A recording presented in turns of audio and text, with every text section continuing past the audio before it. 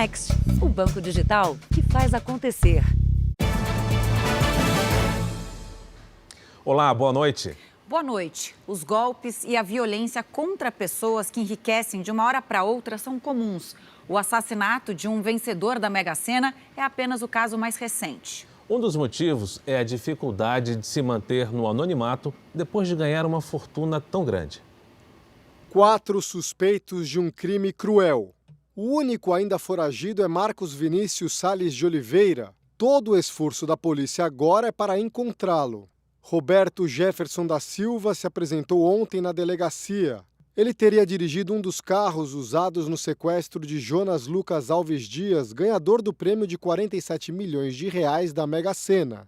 A vítima foi sequestrada no último dia 13. A quadrilha fez 2 saques de R$1.000 cada e uma transferência de R$18.600 via Pix.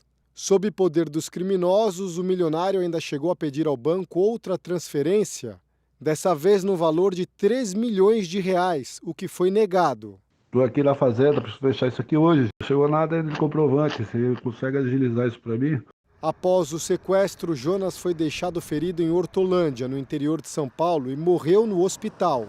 Outros 2 suspeitos já estavam presos. Mesmo depois de virar milionário, Jonas continuou com uma vida simples, morava na mesma casa e sempre ajudava os vizinhos que sabiam do dinheiro. A morte do ganhador da Mega Sena acende o alerta sobre a dificuldade de manter a fortuna em sigilo. Apesar da privacidade dos dados bancários, quem recebe um prêmio valioso ou uma herança grande nem sempre consegue permanecer no anonimato. O Jornal da Record conversou com um especialista em segurança para entender o que muda na vida de uma pessoa que fica milionária de repente. Ela pode melhorar a segurança da casa dela. Estamos falando de barreiras físicas, câmeras, alarmes. Pode melhorar o carro dela, pode comprar um carro blindado. E os familiares também. Todo mundo vai ter que entrar nesse pacote. Além do ganhador da Mega Sena morto no interior de São Paulo, outros vencedores do prêmio já foram alvo de quadrilhas.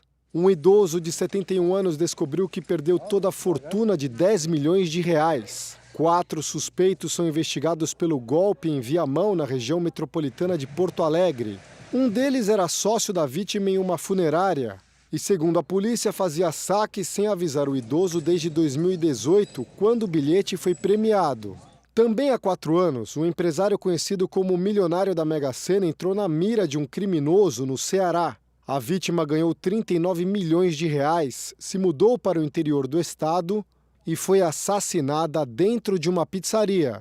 A polícia prendeu o atirador 1 ano depois. A pessoa, ela mesma acaba falando, Deus, dei sorte, ganhei, ou eu trabalhei, ganhei.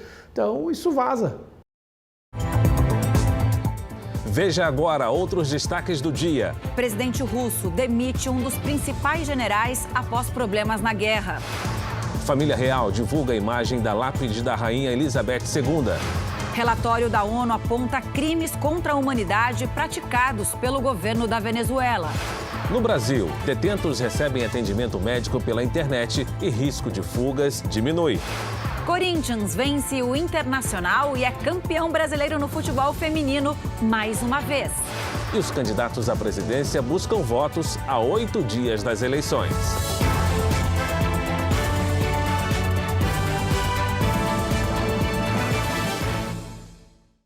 Oferecimento Bradesco. A gente não para de se reinventar por você.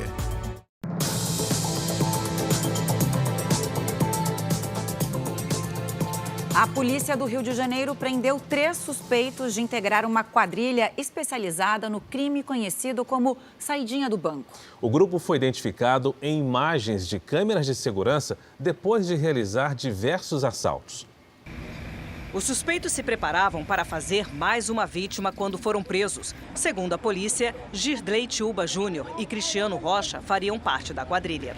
O terceiro integrante foi identificado como Rodrigo Alves Pinto. Ele foi detido depois de ter roubado R$ 4.500 de uma pessoa na saída de um banco na zona oeste do Rio.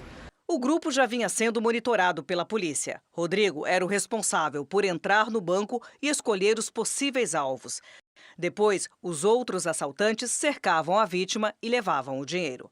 Ronaldo foi assaltado pelo mesmo grupo há 2 semanas no estacionamento do banco. Os criminosos roubaram o celular dele e R$5 mil. Me enquadrou, botou a arma na minha barriga. Aí pediu dinheiro, é um assalto, perdeu o dinheiro. Aí foi filmando nas minhas costas, puxou o dinheiro, já sabia até onde estava o dinheiro. Todos os presos já tinham passagens pela polícia. Eles foram levados para um presídio depois da justiça decretar a prisão preventiva. Agora os investigadores trabalham para confirmar a participação de outras pessoas nos roubos. Surpresa na investigação da morte de um jovem no Rio Grande do Sul. Um laudo revelou que as manchas de sangue na viatura dos policiais suspeitos do crime não pertencem ao rapaz. A polícia analisou os vestígios de sangue encontrados em 2 viaturas na noite do desaparecimento do estudante em São Gabriel, no interior do Rio Grande do Sul. O resultado da perícia mostra que o DNA não era dele. Dessas 4 viaturas que foram periciadas, a gente encontrou sangue humano em 2 delas. Uma delas, o material biológico, o sangue humano era uma quantidade muito pequena e a gente não conseguiu um perfil comparável. Na outra viatura, a gente conseguiu um perfil genético completo, porém ele não é compatível com o perfil do Gabriel. Gabriel desapareceu no dia 12 de agosto depois de ser abordado por 3 brigadianos. O corpo do jovem só foi localizado uma semana depois, submerso em um açude. A causa da morte é hemorragia interna, possivelmente causada por golpes. Os 3 policiais que participaram da abordagem foram presos no mesmo dia e são acusados de homicídio triplamente qualificado por motivo fútil, emprego de meio cruel e recurso que impossibilitou a defesa da vítima. Na Justiça Militar, eles respondem também por ocultação de cadáver e falsidade ideológica. Para a defesa de um dos agentes, o indício contribui para estabelecer a inocência dos policiais. Se de fato o Gabriel morreu na viatura ou não, há uma controvérsia grande. Na verdade, esse sangue, nós já tínhamos conhecimento que foi de uma ocorrência no dia posterior que a brigada teve que atender e levar um rapaz ferido. A perícia ainda deve analisar os celulares de outros 8 policiais de São Gabriel que também trabalharam na noite do crime.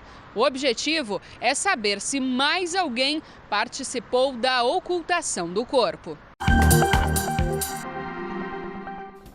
Foi enterrado hoje no Rio de Janeiro o corpo do radiologista Rafael Montovanelli. Ele foi baleado por um policial militar no início da semana. O agente está preso. Rafael tinha 40 anos e deixou a mulher, que está grávida de quase 9 meses. O motorista perdeu o controle do carro e bateu numa casa no anel viário de Belo Horizonte neste sábado. O impacto foi tão forte que parte do imóvel desabou. O motorista e 2 pessoas que estavam na casa foram levados para o hospital, mas sem ferimentos graves. A Defesa Civil interditou o imóvel. Hoje de manhã, uma mulher morreu e outras 11 pessoas ficaram feridas depois que uma van capotou e caiu numa ribanceira na região de Formosa, em Goiás. O trânsito foi bloqueado em uma das pistas. A perícia deve apontar as causas desse acidente. Nesta semana, a morte de uma criança em Santa Catarina acendeu um alerta para a hantavirose. Essa doença tem alta letalidade e é transmitida pelos ratos. Só em 2022 já foram 4 vítimas fatais no estado. O garoto infectado pelo vírus morava na zona rural de Urubici, na Serra Catarinense.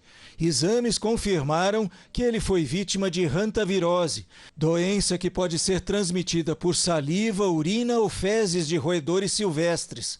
Os principais sintomas são febre, diarreia, vômito, tosse seca e dores de cabeça e pelo corpo. Em casos mais graves, o quadro pode evoluir para falta de ar intensa, aumento dos batimentos cardíacos, pressão baixa e sonolência.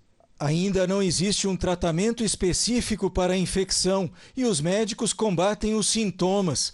18 casos suspeitos são monitorados em Urubici, que enfrenta o aumento do número de ratos silvestres. Esses ratos eles podem ocorrer em maior quantidade devido a questões de desmatamento, por exemplo, ou grande estocagem de alimentos, através de lavouras, silos. A hantavirose é mais comum nas áreas rurais e ameaça principalmente os agricultores, mas também pode ser um risco para quem vive perto de florestas e regiões de mata. Este ano, 6 casos foram confirmados aqui em Santa Catarina pela Secretaria da Saúde. Desse total, 4 pacientes morreram. A taxa de letalidade em 2022 em Santa Catarina está em 66%. Equipes de vigilância em saúde emitiram um alerta para todo o estado sobre as medidas de prevenção. Manter limpeza, evitar os alimentos, armazená-los corretamente para que os roedores não estejam próximos das residências e com isso sejam fonte de infecção para as pessoas. Um relatório publicado pela Organização das Nações Unidas esta semana acusa o regime venezuelano de cometer crimes contra a humanidade a mando do presidente Nicolás Maduro. O documento inclui episódios de tortura e violência sexual. A conclusão é resultado do trabalho da Missão Internacional das Nações Unidas, que atua na Venezuela há 3 anos. Segundo Marta Valinhas, que chefia o grupo, foram documentados 122 casos de pessoas submetidas a tortura, violência sexual e outros tratamentos cruéis, desumanos ou degradantes, realizados por agentes da contra-inteligência militar da Venezuela. Para os especialistas da ONU, autoridades venezuelanas realizam prisões arbitrárias. O alvo são opositores, jornalistas, ativistas dos direitos humanos e manifestantes selecionados pelo governo federal. Os serviços militar e civil da inteligência do país fazem parte de uma máquina projetada e implantada para executar o plano do governo de reprimir a dissidência e consolidar seu próprio controle sobre o poder. Este plano foi orquestrado no mais alto nível político, liderado pelo presidente Nicolás Maduro e apoiado por outras autoridades de alto escalão, denuncia a presidente da Missão Internacional da ONU na Venezuela. Esta não é a primeira vez que Nicolás Maduro e políticos do alto escalão na Venezuela são acusados de crimes contra a humanidade. Em 2019, a mesma Comissão das Nações Unidas investigou 5.000 assassinatos e chegou à conclusão de que as mortes eram parte de um plano de eliminação de opositores, tudo sob o pretexto de combater o crime. Os envolvidos sempre negaram as acusações. Essa professora de Direito Internacional e Direitos Humanos entende que, apesar do relatório, a única forma de Maduro responder pelos crimes seria isolar a Venezuela na economia mundial. Quem tem algum poder é a comunidade internacional. E que poder é esse? O poder de retalhar, O poder de, eventualmente, aplicar um boicote, uma medida econômica contra o país para ver se eles deixam essas práticas de lado. Outra forma seria por meio da Justiça Internacional. Acho que o Tribunal Penal Internacional seria o órgão competente, a pedido da organização, do Conselho de Segurança da Organização das Nações Unidas, sendo constatado, com provas e essas coisas todas, um processo seja iniciado e aí sim, dentro de um tribunal, o governante poderia ser punido como um criminoso humanitário. Ainda nesta edição, você vai ver o dia dos candidatos à presidência da República a quase uma semana das eleições. E a seguir, mais de 700 pessoas são presas em onda de protestos contra o governo do Irã.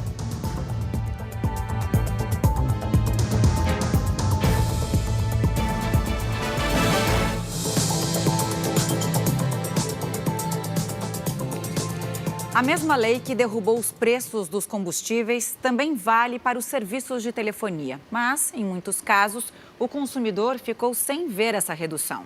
E até mesmo por conta disso, a Agência Nacional de Telecomunicações, a Anatel, determinou que as empresas do setor repassem os descontos imediatamente.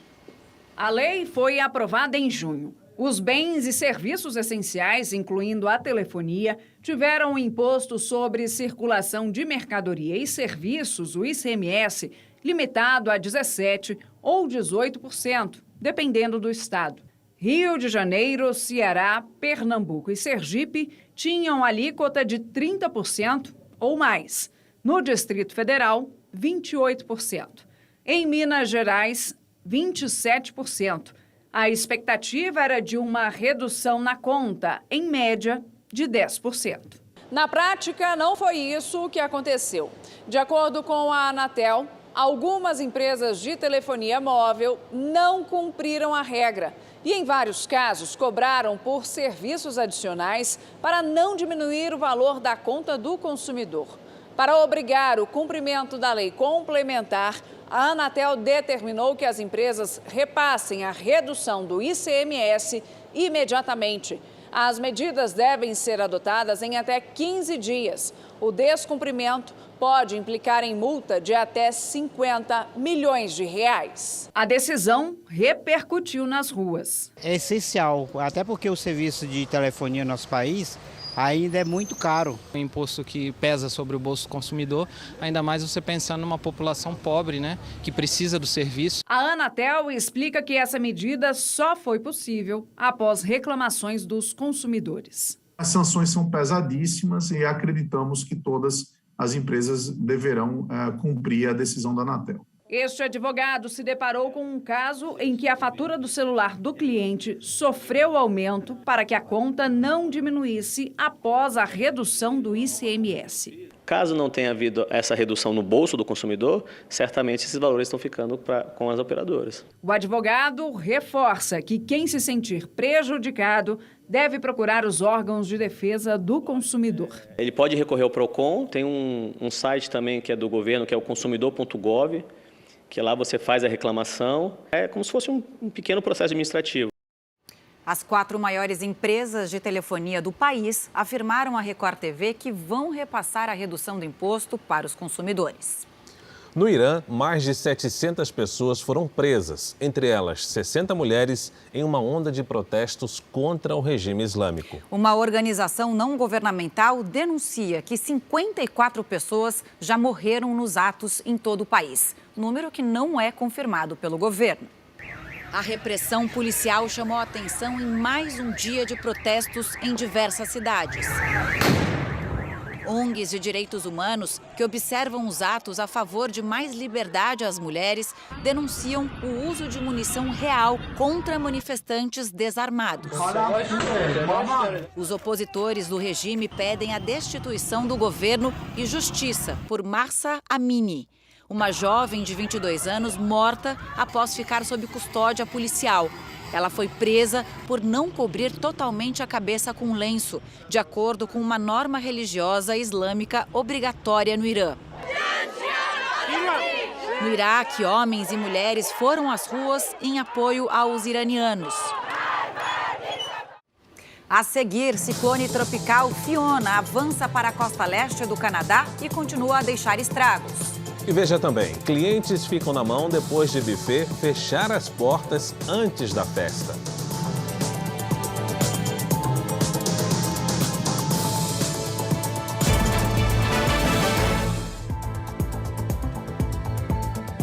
O ciclone tropical Fiona avançou para a costa leste do Canadá e causou estragos na região da Nova Escócia. Mesmo rebaixado para a categoria 1, o vento ainda tinha força de um furacão. Árvores foram derrubadas e casas acabaram atingidas pela inundação. Mais de 500 mil residências estão sem energia. Segundo os meteorologistas, o Fiona pode ser uma das tempestades mais fortes já registradas no Canadá. A passagem de um tufão causou deslizamentos e deixou pelo menos 2 mortos no Japão. Chuvas torrenciais e ventos fortes foram registrados na região central do país. As imagens mostram parte de uma estrada desabando na cidade de Shizuoka. Cerca de 120 mil casas ficaram sem energia.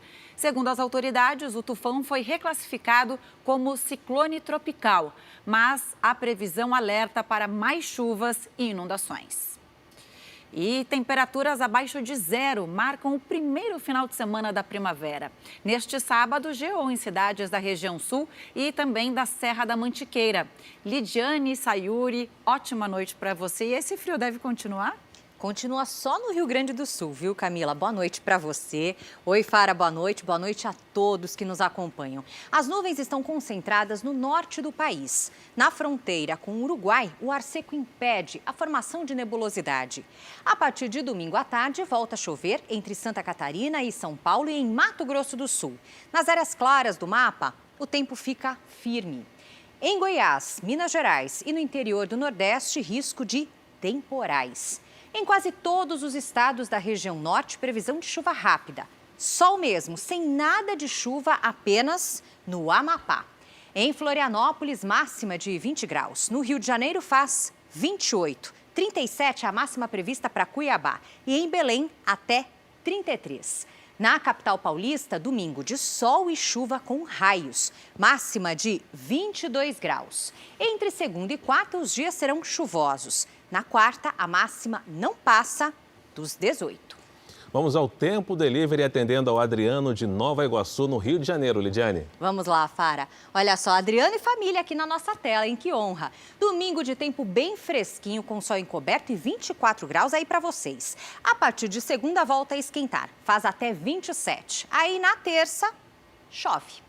O Adnísio quer saber quando é que vai chover em Santana, na Bahia. Ele aproveitou para fazer um elogio aí para a Record TV. Olha só, ele é muito carinhoso, né? Obrigada, viu, Adnísio? Olha, agradecemos o seu carinho. E nos próximos dias a temperatura chega aos 30 graus e há uma pequena chance de chuva à tarde neste domingo, viu? Depois o tempo fica firme de novo. Previsão personalizada para qualquer cidade do Brasil é aqui mesmo. Mande uma mensagem nas redes sociais com a hashtag #VocênoJR. Camila, Fara, obrigada. Obrigado, Lidiane. Vamos acompanhar agora os destaques do Domingo Espetacular. Contêineres lacrados, carregados com frutas e cocaína. Como traficantes brasileiros embarcavam drogas em navios com destino à Europa. Esta jovem fez preenchimento nos lábios, teve uma reação alérgica e ficou assim. Como evitar esse tipo de problema? Você já ouviu essa música? E essa? Fez essa música pra transmitir a mensagem. Achou parecidas? Esses compositores também. Eles procuraram a justiça e acusam o cantor João Gomes de plágio. A gente viajou até a Amazônia para investigar a cena de um crime inusitado. A vítima é um entregador de marmitas e o suspeito tem 4 patas. Uma conversa especial com Paula Fernandes. Ela fala pela primeira vez da noite em que capotou o carro ao lado do namorado. Passou um filme, eu vou morrer hoje. E as novidades na carreira. Ele tirou o melhor de mim nessa entrevista. Um beijo e até lá.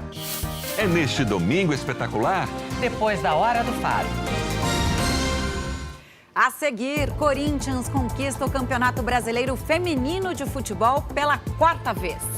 E veja também, atacante de time goiano ensina o massagista a ler e escrever.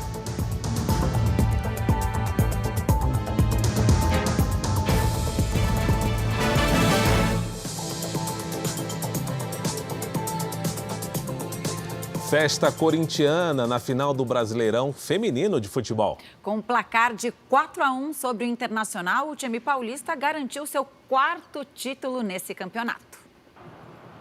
Mais de 41 mil torcedores foram à Arena do Corinthians assistir a final. O Internacional saiu na frente com esse gol de sorriso. Jaque Ribeiro empatou para o Timão depois de receber um belo cruzamento de Yasmin. Diane virou o placar no final do primeiro tempo. O Timão voltou determinado.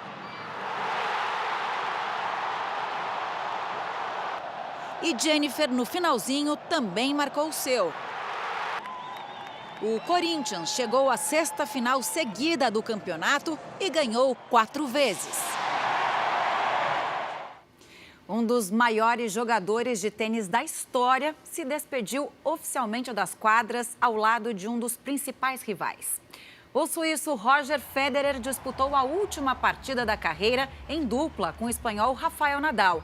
Eles enfrentaram 2 americanos num campeonato de atletas europeus contra representantes dos outros continentes.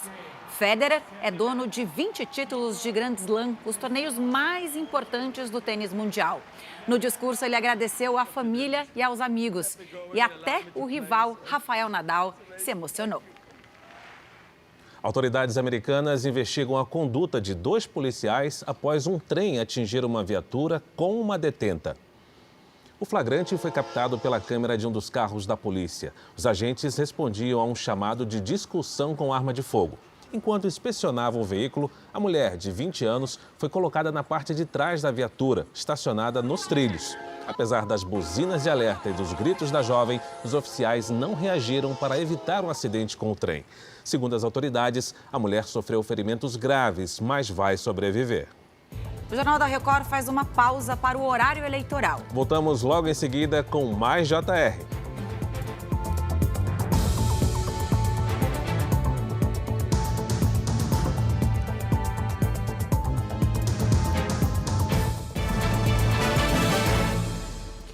O Jornal da Record está de volta.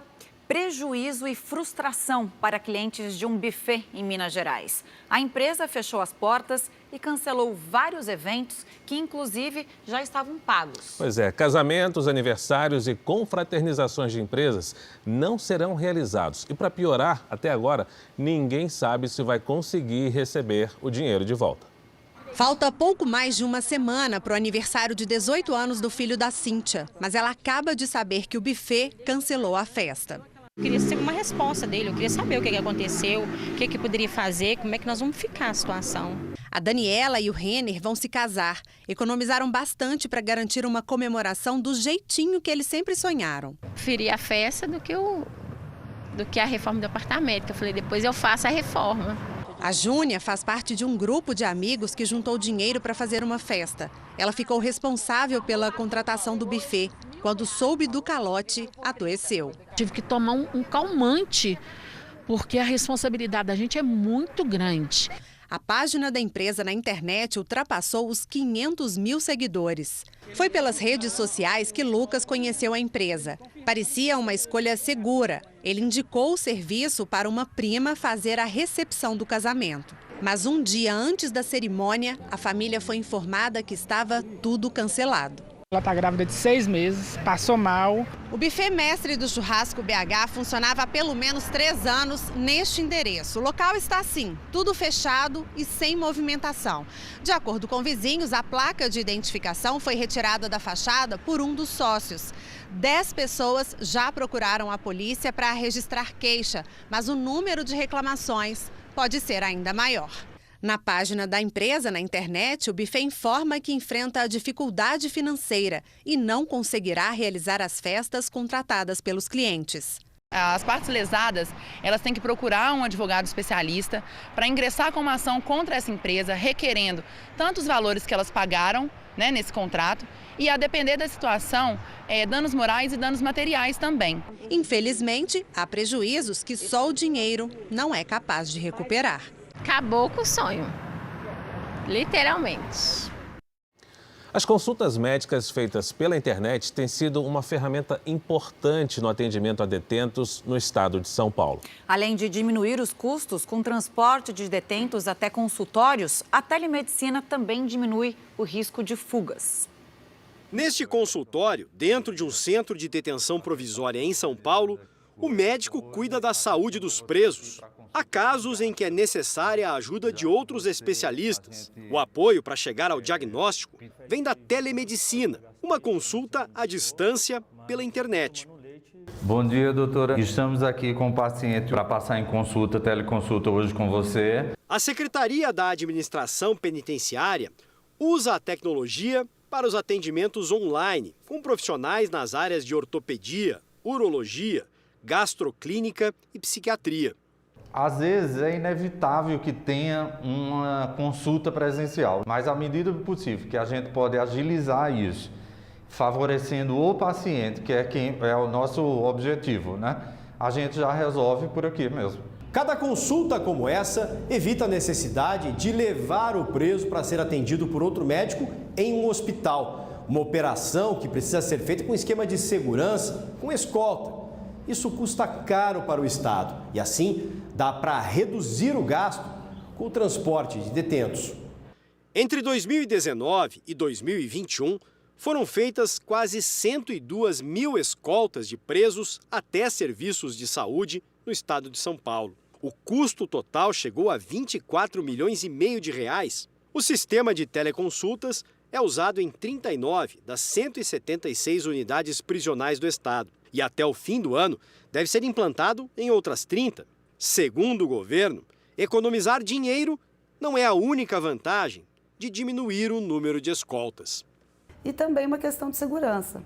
Para a sociedade como um todo também temos um impacto positivo, porque o deslocamento de presos para serviços de saúde também causam algum transtorno, né? Seja no trânsito, seja nos equipamentos públicos. Há 8 dias das eleições no Brasil, vamos ver agora como foi o dia de campanha dos candidatos à presidência. O candidato do PT, Luiz Inácio Lula da Silva, participou de 2 atos de campanha em São Paulo neste sábado. Um na Zona Leste e outro na Zona Sul da capital paulista. De manhã, Lula foi ao Grajaú, o bairro mais populoso da cidade, acompanhado pelo candidato a vice Geraldo Alckmin e por Fernando Haddad, que disputa o governo paulista pelo PT. Lula subiu direto ao palco para discursar aos apoiadores. Lula disse que, se for eleito, pretende retomar o programa Minha Casa Minha Vida e criar um crédito imobiliário para reformar e ocupar imóveis vazios. A gente vai voltar com Minha Casa Minha Vida, que foi o programa habitacional mais bem sucedido na história desse país. Foram 4 milhões e 100 casa construído, e para as pessoas mais pobres a gente subsidiava. O candidato à reeleição pelo PL, Jair Bolsonaro, começou cedo a agenda de campanha. Ele esteve em Campinas, no interior paulista, onde participou de uma motociata. Ao lado do candidato ao governo de São Paulo, pelo Republicanos Tarcísio de Freitas, Bolsonaro percorreu as principais ruas da cidade até o centro. No local, o presidente cumprimentou apoiadores e, em seguida, fez um comício. Bolsonaro falou por cerca de 20 minutos aos eleitores. O presidente destacou a posição contrária à legalização das drogas. Falou ainda sobre o crescimento da economia e o que encara como prioridade se for reeleito.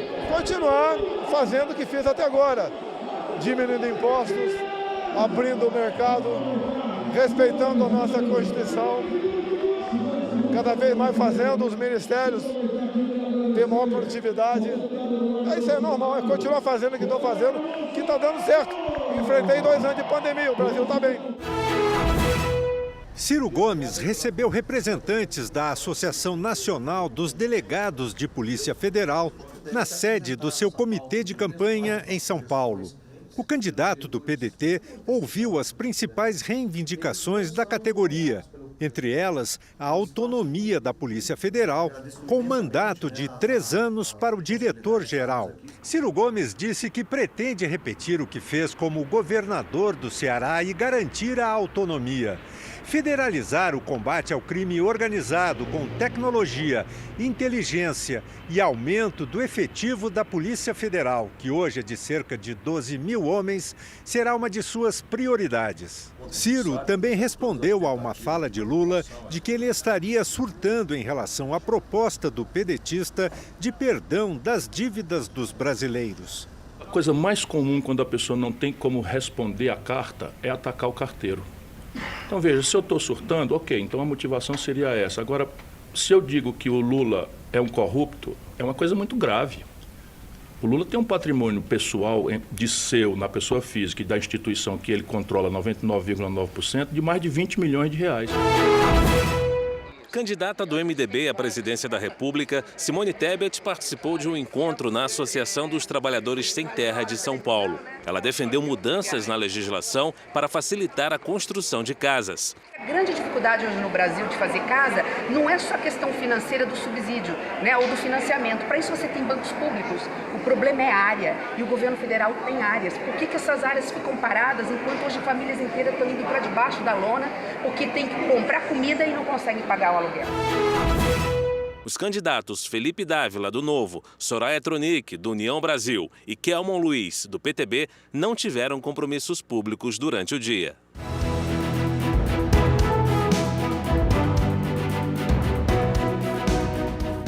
Próxima semana, a Record TV abre espaço para candidatos à presidência da República.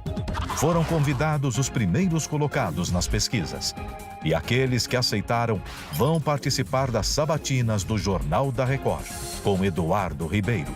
Segunda, Jair Bolsonaro, do PL. Terça, Ciro Gomes, do PDT. Quarta, Simone Tebet, do MDB. As ideias, os planos de governo, os assuntos que interessam a você, eleitor. A Rússia anunciou a substituição de um dos generais mais graduados no planejamento da guerra contra a Ucrânia. Analistas especulam que as dificuldades russas no campo de batalha são o principal motivo da troca. O general Dmitry Bulgakov era o principal oficial de logística das Forças Armadas. Ele será substituído por Mikhail Mizintsev, ex-diretor do controle de defesa. Nessa semana, o presidente Vladimir Putin anunciou uma campanha de mobilização militar que repercutiu como sinal de enfraquecimento russo na guerra. Centenas de pessoas protestaram por todo o país contra a convocação. Cerca de 700 foram detidas. Ontem, Moscou começou uma série de referendos para a população ucraniana decidir sobre a anexação de regiões sob controle russo. 2 estão no leste, Donetsk e Luhansk, áreas mais próximas da Rússia, com ação de rebeldes separatistas desde 2014. Já Kherson e Zaporízhia ficam no sul do país. Além dessas 4 regiões, está a Crimeia, anexada pelos russos há 8 anos. Enquanto acontecem os referendos, a ofensiva segue em Zaporízhia, onde está a maior usina nuclear da Europa. Foguetes russos atingiram um prédio, deixando 1 morto e 7 feridos. Segundo o governador, civis estavam no local. Já a Rússia nega lançar ataques nessas áreas. O ministro das Relações Exteriores da Rússia, Sergei Lavrov, defendeu hoje na Assembleia Geral das Nações Unidas que o Brasil e a Índia deveriam ser incluídos como representantes permanentes do Conselho de Segurança da ONU. Hoje, apenas 5 países são membros permanentes do Conselho. São eles os Estados Unidos, a Rússia, a China, o Reino Unido e a França. O Palácio de Buckingham divulgou hoje a primeira imagem da lápide da Rainha Elizabeth II. A sepultura fica no Castelo de Windsor, na Inglaterra. Os nomes dos pais da rainha, o rei George VI e a rainha-mãe Elizabeth, estão no topo. Elizabeth II aparece acima da indicação do marido, o príncipe Philip. A lápide foi feita em mármore negro importado da Bélgica. Uma castanheira se tornou famosa num parque ecológico do Pará. É que a árvore foi plantada pelo rei Charles III. Isso foi há 31 anos, em uma das visitas do então príncipe do Reino Unido ao Brasil. Em 3 décadas, a castanheira cresceu saudável. Hoje tem 15 metros de altura e é a principal atração do Parque Zoobotânico de Carajás, na cidade de Parauapebas. As pessoas que vêm ao bioparque, eles querem ver a árvore, né? Buscam ver a árvore, buscam conhecer a árvore que o rei plantou em 91. Foi durante uma visita ao Brasil, no começo da década de 90, que o então príncipe Charles e a princesa Diana plantaram a muda de castanha do Pará. Na época da visita, fotografei, foi muito especial, né? Então, tudo isso nos marcou bastante e, mais do que isso, essa árvore que eles plantaram e que está aí até hoje, né? Nos dando a honra de confirmar a visita deles aqui na nossa região. A árvore deu frutos 28 anos depois, em 2019. O primeiro ouriço de castanha foi apelidado carinhosamente de ouriço real, em homenagem aos padrinhos da realeza britânica. O ouriço está em exposição no parque, que registrou um aumento de visitantes desde que o rei Charles III assumiu o trono. Um ataque contra um grupo de indígenas deixou pelo menos 1 morto hoje no Pará. O Ministério Público vai investigar o caso. De acordo com a Secretaria de Segurança Pública do Estado, 3 índios ficaram feridos e 1 não sobreviveu. O carro em que eles estavam ficou marcado pelos disparos. Até agora, ninguém foi preso. Os motivos do crime na cidade de Acará também são desconhecidos. Na Europa, novas leis tentam proteger as crianças do fumo passivo. Ao menos 5 países já proibiram adultos de fumar dentro do carro na presença de menores. O que é uma rotina para pais fumantes já é ilegal em alguns países da Europa. Esse ano, a Irlanda do Norte aprovou por unanimidade a lei que proíbe o fumo dentro do carro caso existam crianças no veículo. A medida vale também para o cigarro eletrônico. Quem desrespeitar a nova regra pode pagar uma multa equivalente a R$ 15.400. O governo seguiu o exemplo de outros países, onde a lei já vale há alguns anos. Entre eles estão a Inglaterra e o País de Gales, que adotaram a proibição em 2015, além da Escócia e da vizinha Irlanda, onde a medida começou a valer no ano seguinte.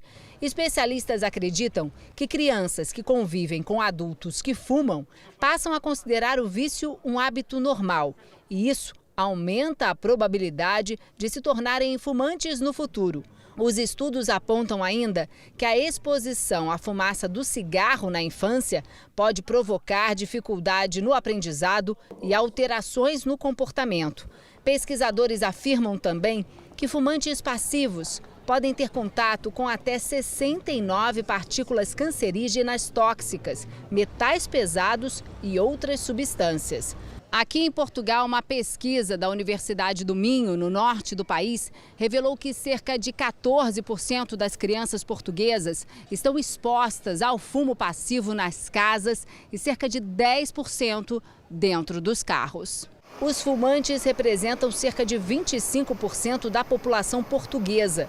Entre eles estão muitos adolescentes. O vício é a causa de mais de 10% das mortes no país. Nas ruas, as pessoas apoiam leis contra o fumo, principalmente perto de crianças e adolescentes.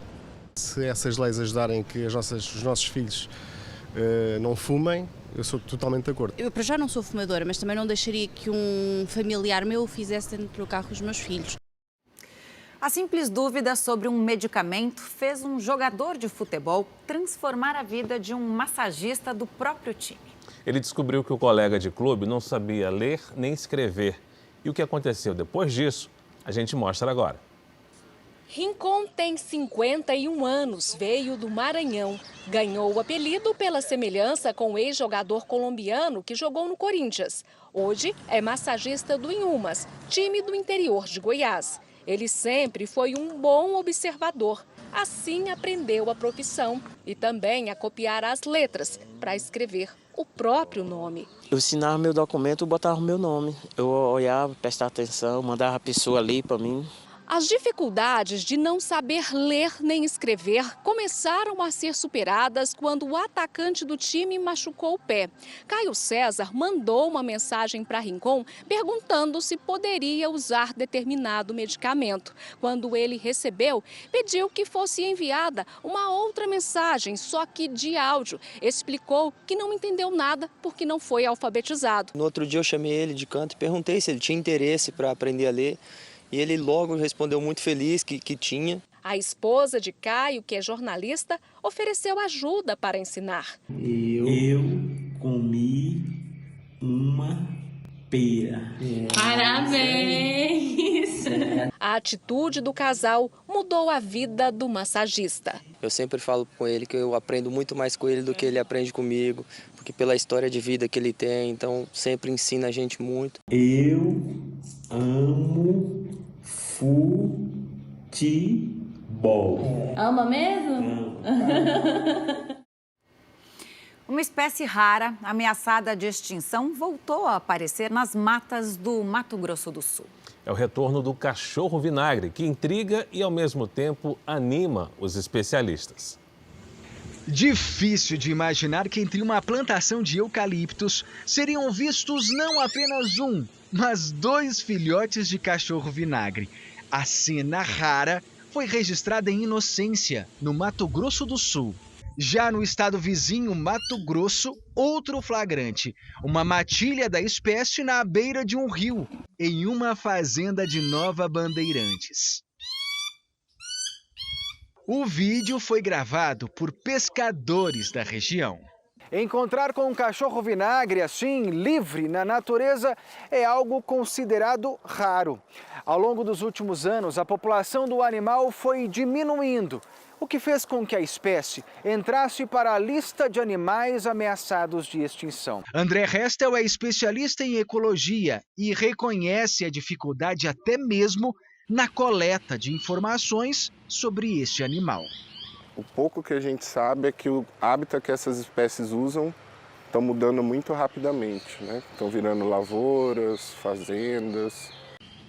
Apesar das pernas curtas, o cachorro vinagre anda bastante, o que pode significar que por onde ele passou, parte da região centro-oeste, ainda há condições favoráveis para a espécie e que o animal silvestre que pouca gente já viu está se reproduzindo. O ambiente permite que ele tenha recurso suficiente para se reproduzir. É uma coisa, né, que a gente precisa estudar mais. O Jornal da Record termina aqui. A edição de hoje na íntegra e também a nossa versão em podcast estão no Play Plus e em todas as nossas plataformas digitais. Fique agora com os melhores momentos da série Reis. Ótima noite para você. Uma excelente noite.